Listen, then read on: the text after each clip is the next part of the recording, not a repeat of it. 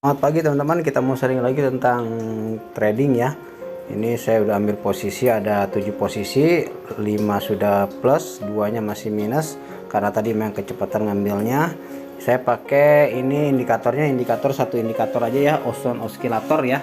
Dimana kalau kita pakai Ozone Oscillator, di grafik sebenarnya dia turun, tapi di Ozone Oscillator naik, berarti pada titik ini pertemuan ini kan, ini kalau ini kita tarik garis lurus sini ya, terus ini kita tarik garis lurus di sini dia turun, tapi di sini naik, berarti kalau kita pakai indikator Ozone Oscillator itu pada posisi ini di titik ini dia akan naik ya. Dan sementara ini memang masih terbukti dia naik teman-teman ya di titik ini ya, dengan kita pakai Ozone Oscillator ya. Jadi ini posisinya sekarang seperti ini ya, udah plus, ini kita masih nunggu. Nah kalau saya pakai tambahannya untuk pakai ini apa, Fibo retracement ya, ini naiknya sih sampai sini aja teman-teman ya, di 423 ya sementara ini ya, di 4 di sini sorry, di 1641 ya, sekitar 1641 dia naiknya ya.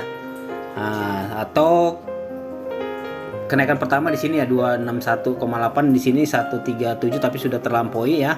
Nah, ini ada kemungkinan bisa sampai 1641 di sini ya. Kalau kita pakai grafik apa indikator ini Fibonacci ya, kenaikan sampai kapan ya. Nah, sampai di mana? Tapi kalau misalnya untuk awal titik kenaikannya ini saya pakai indikator Ozone Oscillator nih, AO ya, teman-teman ya. Ini kita lihat di sini ya. Sini grafiknya dia turun, dia naik di sini ya, makanya dia akan naik di titik ini ya. Cuman ini hanya indikator ya teman-teman ya, sekian persen nilai kebenarannya kita nggak tahu, itu tergantung rezeki teman-teman masing-masing ya.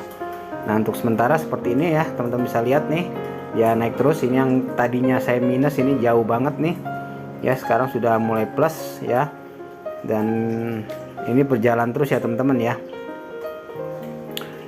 Indikator mungkin teman-teman ada indikator yang lainnya ya, yang teman-teman lebih kuasai, bisa kita gabungkan ya agar tingkat keakuratannya dia lebih tinggi ya teman-teman, dengan banyak ada beberapa indikator yang kita gabungkan ya. Cuman jangan sampai saling berlawanan malah ya.